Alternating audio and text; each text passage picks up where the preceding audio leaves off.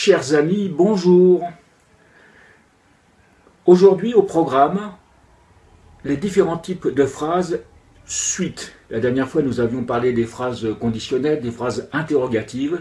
Reste à aborder aujourd'hui les phrases négatives, les phrases interronégatives, les phrases assertives, les phrases impératives et les phrases emphatiques.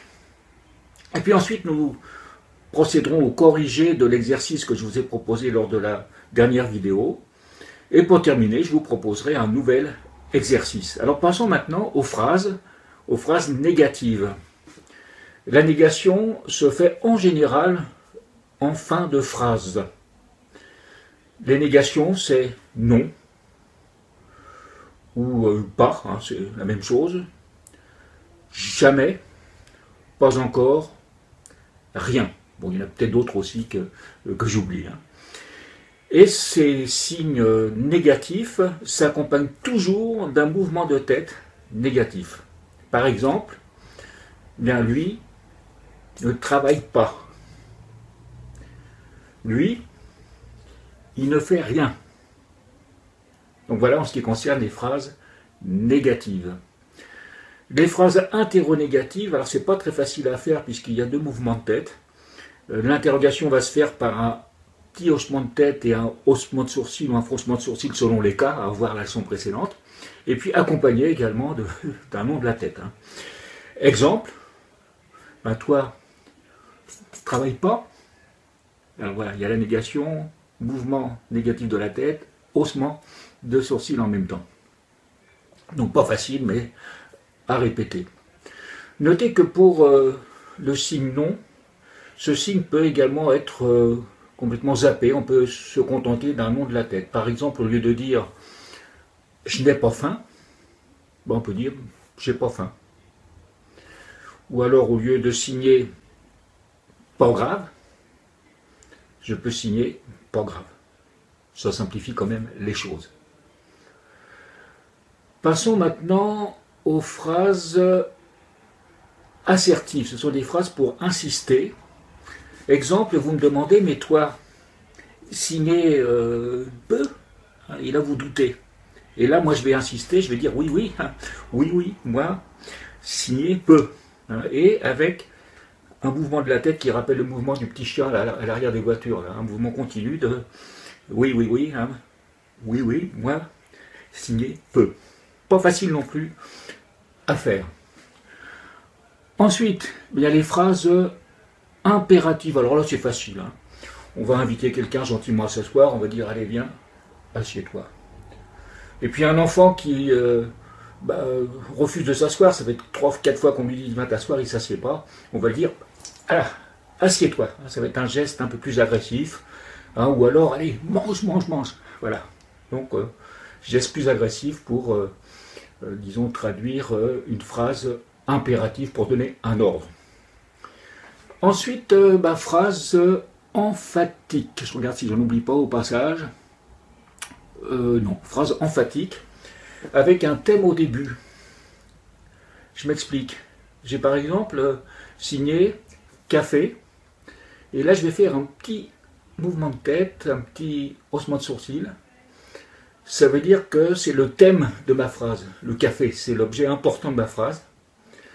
Et là, je vais faire un silence, un petit silence, et je redémarre une autre phrase, mais reliée à la première expression, avec croissant, j'aime. Mais c'est le café l'élément principal. Ça veut dire que si il n'y a pas de croissant, mais qu'il y a du pain à la place, c'est pas grave. L'important, c'est que j'ai le café, c'est l'élément important.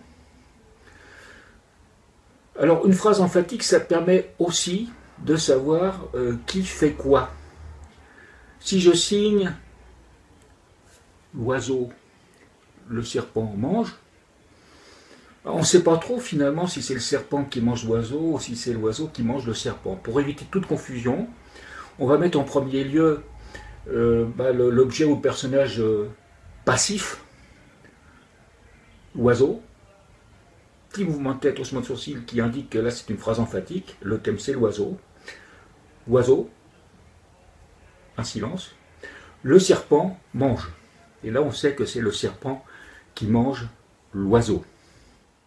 Passons maintenant au corrigé de l'exercice que je vous avais proposé. C'est une série de phrases.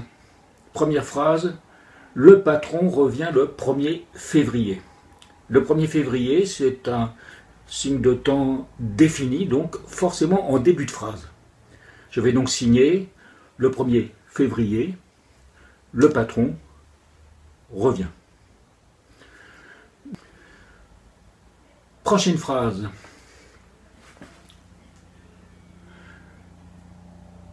Vous allez rencontrer le docteur lundi prochain à 14 h. Lundi prochain à 14 h, c'est un signe de temps défini, donc en début de phrase. Lundi prochain. Alors il y avait un petit piège parce que 14 h en langue des signes, ça n'existe pas, c'est 2 h de l'après-midi. Donc lundi prochain, heure de l'après-midi. Ensuite l'action. Là, je vais dire toi, docteur, rencontre. C'est toi donc qui va rencontrer le docteur et non pas l'inverse. Le docteur il est là, il ne bouge pas, mais j'ai dit toi, docteur, rencontre. Autre phrase. Pendant une demi-heure, le docteur m'a questionné. Pendant une demi-heure, signe de durée. Donc, en fin de phrase. Je vais signer de cette manière. Le docteur m'a questionné. Et là, je vais utiliser un signe, un verbe directionnel, dirigé vers moi. Le docteur, il est là, il me questionne, ça veut dire me demande. Et pour me montrer qu'il m'a posé plusieurs questions, je vais signer le docteur m'a questionné. Et pendant combien de temps? Pendant une demi-heure. Donc, je rajoute une demi-heure. C'est en fin de phrase, donc c'est forcément un signe de durée.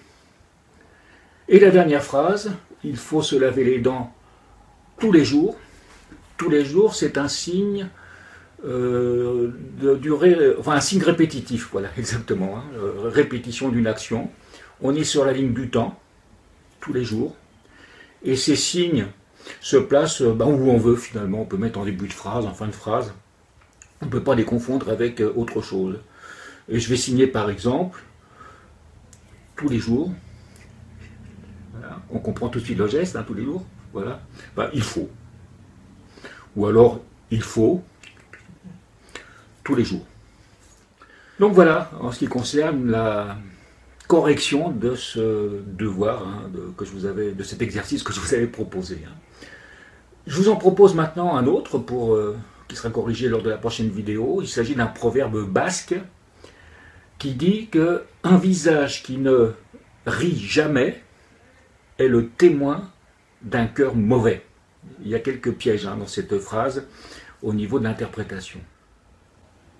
Et bien voilà, c'est fini pour aujourd'hui. Alors je vous rappelle que vous pouvez m'aider à développer cette chaîne de plusieurs manières, déjà en vous abonnant à cette chaîne, si ce n'est déjà fait, en faisant connaître aussi autour de vous cette chaîne à travers tous les moyens possibles, à travers vos réseaux sociaux. Et vous pouvez aussi m'aider à développer cette chaîne en faisant des dons à partir de 1 €. Et pour ça, il vous suffit de cliquer pour en savoir plus, ça ne vous engage à rien, sur le petit cochon qui va apparaître en haut à gauche de votre écran à la fin de cette vidéo. Eh bien encore merci de m'avoir suivi, merci également pour tous ces messages fort sympathiques que je reçois d'un peu partout dans le monde. Et je vous souhaite à tous bien des choses. Voilà. Au revoir.